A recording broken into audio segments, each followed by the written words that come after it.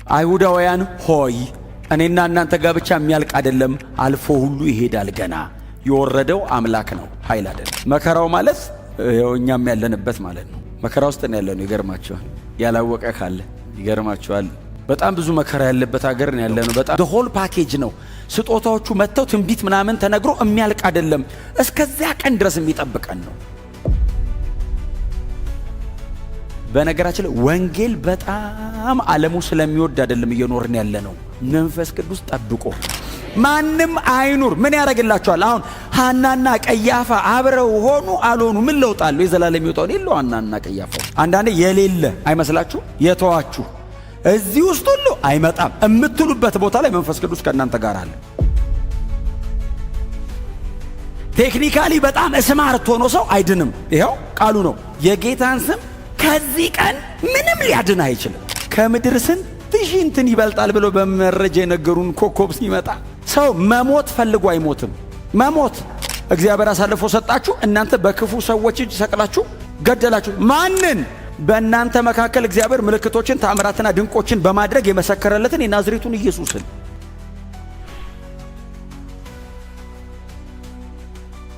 እግዚአብሔር ይመስገን። የዛሬ 2000 ዓመት ገደማ አንድ አይሁዳዊ ወጣት በጣም በብዙ ሺህ ሕዝብ ፊት ቆሞ የሰበከውን ስብከት ነው ደግሜ የምሰብከው እና ጴጥሮስ እንደዚህ አይነት ጥንቅቅ ስድር ያለ ስብከት ሲሰብክ በጣም አስደናቂ ነው።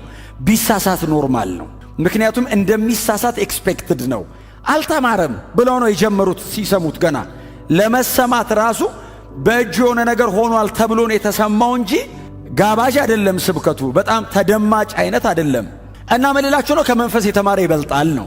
አሁን ብዙዎቻችሁ የተማራችሁ ናችሁ፣ ተምራችኋል። ግን ለመንፈስ ቅዱስ እድል መስጠትን የሚያክል ነገር የለም። መንፈስ ቅዱስ በእናንተ ሆኖ ሲያገለግል እንደዚህ አይነት ነው አገልግሎቱ፣ እንደዚህ አይነት ነው።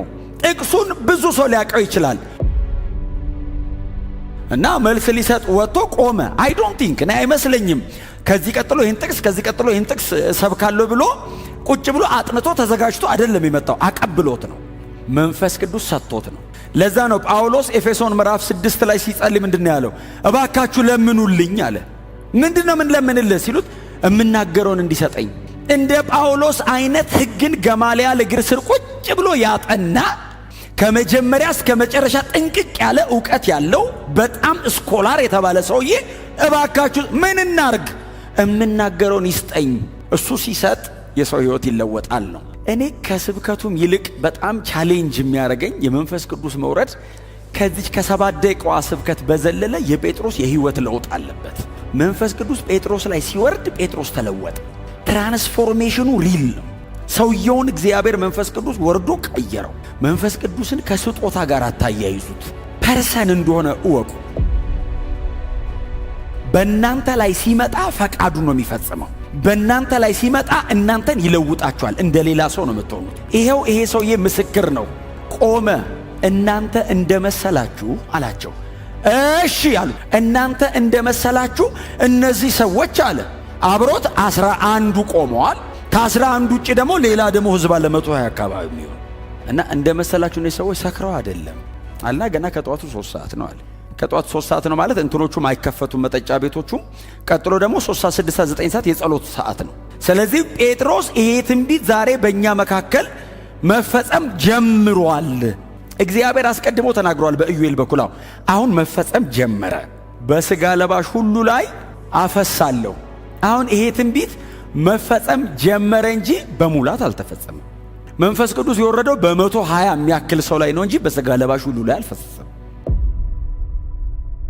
መፈጸም ግን ጀመረ። እግዚአብሔር መንፈሱን አፈሰሰ። ማ ላይ?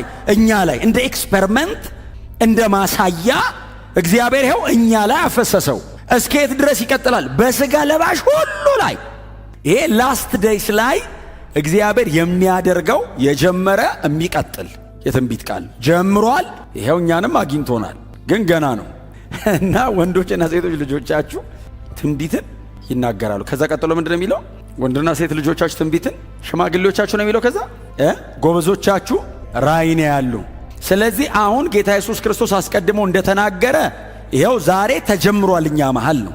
ከዚህ በኋላ ግን ደግሞ ይቀጥላል ነው አይደል? ምዕራፍ 10 ላይ ቆርኔሌዎስ ቤት ይመጣል። ቆርኔሌዎስ ቤት ለመጀመሪያ ጊዜ እኛ አሕዛብ መንፈስ ቅዱስን እንቀበላለን። ይሄ ስጦታ ከአይሁድ ክልል ያልፍና እንደገና ወደ ሴትና ወንድ ልጆች ጎበዞችና ሽማግሌዎች ብቻ ሳይሆን ከዚህ ደግሞ ከቤተሰቡ ደግሞ አልፎ ባሪያዎች ጋር ደግሞ ይሄዳል።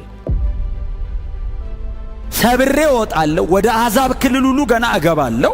እነሱም ትንቢትን ይናገራሉ፣ እነሱም ሕልም ያያሉ፣ እነሱም ራእይ አንድ አይነት ይሆናል። ትንቢቱ በጣም ትልቅ ነው። እኛ ጋር ብቻ ተፈጽሞ የሚያልቅ አይደለም። አይሁዳውያን ሆይ እኔና እናንተ ጋር ብቻ የሚያልቅ አይደለም፣ አልፎ ሁሉ ይሄዳል። ገና የወረደው አምላክ ነው፣ ኃይል አይደለም። ሥላሴ ውስጥ ሰርድ ፐርሰን ነው መንፈስ ቅዱስ። የወረደው እሱ ነው፣ እግዚአብሔር ነው የወረደው። ስለዚህ አልፎ ይሄዳል ይልና ግን ይሄ ደግሞ አያበቃም እዚህ ጋር ይልና ቁጥር 19 አካባቢ ምንድን ነው የሚለው? ከዛ በታች በምድር በላይ በሰማይ ድንቅ ነገሮችን በታች በምድር ምልክቶችን እሰጣለሁ አይደል የሚለው? ይሄ የላስት ዴይስ ፕሮፌሲ ነው። ምልክት ተብሎ የተጠቀሰው የአጋንንት መውጣትና የተለያዩ ተአምራትና ምልክት ብለን እኛ የምንጠብቃቸው አይነት ሳይሆን የኢየሱስ ክርስቶስ ዳግም መመለስ ነው። የመንፈስ ቅዱስ መውረድ ቤተ ክርስቲያንን የሚያዘጋጀት ለዛ ቀን ነው። አሜን ነው። ከጸጋ ስጦታና ከሆኑ አክቲቪቲዎች ይዘላል። እስከዚያ ቀን ድረስ ጠባቂ ነው። ኢዩኤል ሲተነብይ ሕልም ያልማሉ፣ ራእይ ያያሉ፣ ትንቢት ይናገራሉ ምናምን ብሎ አላለቀም። ታዲያ እስከዛ ቀን ድረስ አሁን በመጨረሻው ሰዓት ላይ በላይ በሰማይ ድንቆችን በታች በምድር ምልክትን አሳያለሁ። ከመንፈስ ቅዱስ መስጠትና መውረድ ጋር ተያይዞ ነው የተጠቀሰው። ጌታ ኢየሱስ ራሱ ምን አለ?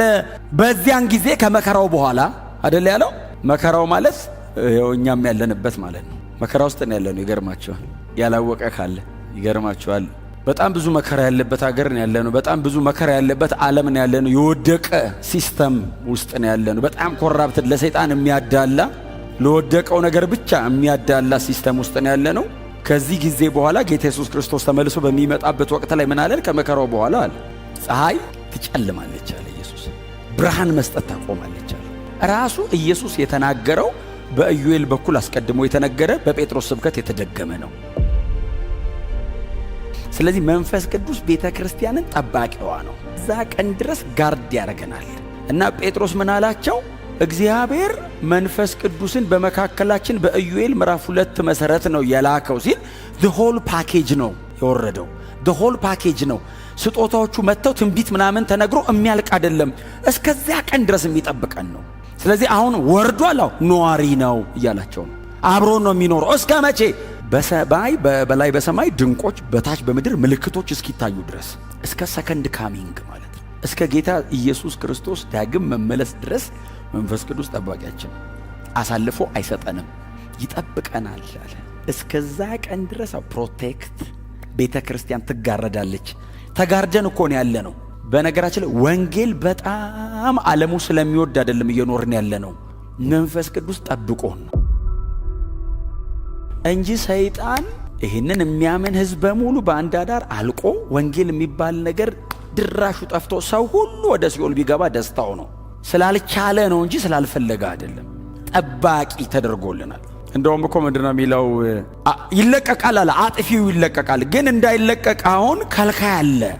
ከልካይ ስላለ አሁን መስራት አይችልም። ከልካይ አለ የሚጋርድ።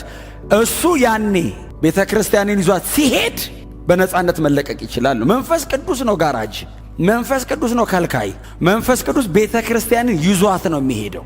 እኛ ላይ ነው የመጣው። እኛን ለመጠበቅ ነው የመጣው። እኛን ይዞን ነው የሚሄደው።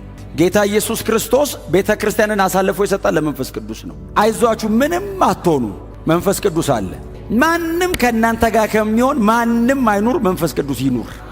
ማንም አይኑር። ምን ያደርግላችኋል? አሁን ሐናና ቀያፋ አብረው ሆኑ አልሆኑ ምን ለውጥ አለው? የዘላለም ይወጣው የለው። ሐናና ቀያፋው ሕግ ነው የሚያውቀው። አገር ሊያደንቀው ይችላል። የሃይማኖት መሪ ነው። እጅግ በጣም የተከበረ ሰውዬ ነው። ነቲንግ። ኢየሱስን ሲሰቅል ሆ ተብሎለታል። ከጴጥሮስ አጠገብ የለም። መንፈስ ቅዱስ ከጴጥሮስ ጋር አብረዋል። በምንም አይነት የሕይወታችሁ ከፍታም ይሁን ዝቅታም ይሁን መንፈስ ቅዱስ ከእናንተ ጋር አብረዋል። ያለ በማይመስላችሁ ሰዓት፣ አንዳንዴ የሌለ አይመስላችሁ የተዋችሁ እዚህ ውስጥ ሁሉ አይመጣም እምትሉበት ቦታ ላይ መንፈስ ቅዱስ ከእናንተ ጋር አለ። እንኳን መንፈስ ቅዱስ እኛ ያለን አይደል እንዴ? እኔ ያለሁ አይደል እንዴ? ሳልሞት ነገር ውስጥ እኮ ገብቼ ቁጭ እላለሁ። እንኳን መንፈስ ቅዱስ እኛ እኮ እንገባለን። እና መንፈስ ቅዱስ እስከ መጨረሻ ዘመን ድረስ ጠባቂ ነው ብሎ ጴጥሮስ ስብከቱ መሃል በእነሱ ላይ የወረደውንና ከዛ ደግሞ አብሯቸው እንዴት እንደሚኖር እስከ መጨረሻ ዘመን እንዴት እንደሚጠብቃ ጴጥሮስ ሰበከ። ከዛ ጴጥሮስን ይዩት፣ ጨረቃ ወደ ደም ይለወጣል ካለ በኋላ ቁጥር 21 ላይ ምንድን ነው ይለኝ? የጌታን ስም የሚጠራ ሁሉ ቦርን አጌን ካለውን ካድንም፣ ኢየሱስ ያድናል ካላል ካድንም። ቴክኒካሊ በጣም ስማርት ሆኖ ሰው አይድንም። ይኸው ቃሉ ነው። የጌታን ስም ከዚህ ቀን ምንም ሊያድን አይችልም። ዘር፣ ገንዘብ፣ ዕውቀት፣ ትምህርት፣ ብቃት፣ ብልጠት በምንም አይነት መንገድ ማንም ሊሾልክ አይችልም። ማመሰል የሚጨለመው ፀሐይ ጨልሞ ወዴት ታመልጣለህ? ጨረቃ ወደ ደም ተለውጣ። እንደውም ጴጥሮስ እግዚአብሔር ይስጠው የዩኤልን ብቻ ነው የተናገረው። ማቴዎስ 24 ላይ ያነበብኩትን ሰምታችኋል። የሰማይ ኃይላት ይናጋሉ አለ ኢየሱስ። ሰማያት ከዋክብቶቻቸውን ማራገፍ ይጀምራሉ። አስበዋል? ከምድር ስንት ሺህ እንትን ይበልጣል ብሎ በመረጃ የነገሩን ኮከብ ሲመጣ ሰው መሞት ፈልጎ አይሞትም። መሞት እስካለን ድረስ እንተጋለን፣ እስካለን ድረስ እንሰራለን፣ እስካለን ድረስ የምንችለውን በሙሉ በትጋት እናደርጋለን። የመጣ ቀን መሬትን ለሚወዱ አትተነው። የመንፈስ ቅዱስ ሥራ በጣም ግዙፍ ነው፣ በጣም ግዙፍ ነው። የሰማይ ኃይላት ተናግተው ሲወድቁ ቤተ ክርስቲያንን ጠብቆ ይወስዳታል። ምድር መሰረቷ ተናውጦ ሲፈራርስ መንፈስ ቅዱስ እኛን እኮ ነው የሚጠብቀን። መንፈስ ቅዱስ የሚሳሳለት ፍጥረት የለም መሬት ላይ፣ ለእኛ ነው የሚሳሳው። ባህሩ ምን ይሆን አይልም። ባህር ብሎ ነው የጠራው፣ በጠራበት በዚያው ይልከዋል። እኛን ነው በመልኩ የፈጠረን። ለዘላለም አብረውን ይኑሩ ያለው እኛን ነው። የእስራኤል ሰዎች ሆይ አለ። አሁን አፕሊኬሽን ነው። ጥቅሱን ተናገረ፣ ገብቶናል ጥቅሱ አሉት። ይህን ቃል ስሙና እናንተ ራሳችሁ እንደምታውቁት እግዚአብሔር በመካከላችሁ ተአምራት ድንቅ ነገሮችና ምልክቶችን በእርሱ በኩል በማድረግ ለናዝሬቱ ኢየሱስ መስክሮለታል ብሎ ወደ ኢየሱስ አመጡ። ከዛ ሳሉት እግዚአብሔር በጥንት ውሳኔውና በቀደመው ዕውቀቱ ይህን ሰው አሳልፎ በእጃችሁ ሰጣችሁ፣ እናንተ በክፉ ሰዎች እጅ ሰቅላችሁ ገደላችሁት። አያችሁ፣ አሁን ጴጥሮስ ማዛመዱ ላይ ሲያመጣው ስለሚያውቁት ሰውዬ ነው የሚያወራው። እናንተ እግዚአብሔር አሳልፎ ሰጣችሁ፣ እናንተ በክፉ ሰዎች እጅ ሰቅላችሁ ገደላችሁ። ማንን? በእናንተ መካከል እግዚአብሔር ምልክቶችን ተአምራትና ድንቆችን በማድረግ የመሰከረለትን የናዝሬቱን ኢየሱስን። አዎ ሲሉ ቀጠለ። እግዚአብሔር ግን የሞትን ጣር አስወግዶ አስነሳው አላቸውና ጌታም ክርስቶስም አደረገው። ስብከት እኮ ነው እንግዲህ እግዚአብሔር ያሳዩ። 30 ሺህ ሰው ነው የሰበከው፣ 3 ሺህ ሄዳን የዛን ቀን እንጂ በጣም ለውስን ነው ኢየሱስ የታየው ከሞት ከተነሳ በኋላ ኤቭሪባዲ ያላየው። ስለዚህ ጴጥሮስ እግዚአብሔር ከሞት አስነሳው ብቻ አይደለም ስብከቱ። ከሞት ተነሳ ሲባል አሜን እንዲሉ አይደለም፣ አስነሳው ይልና ጌታም ክርስቶስም አደረገው።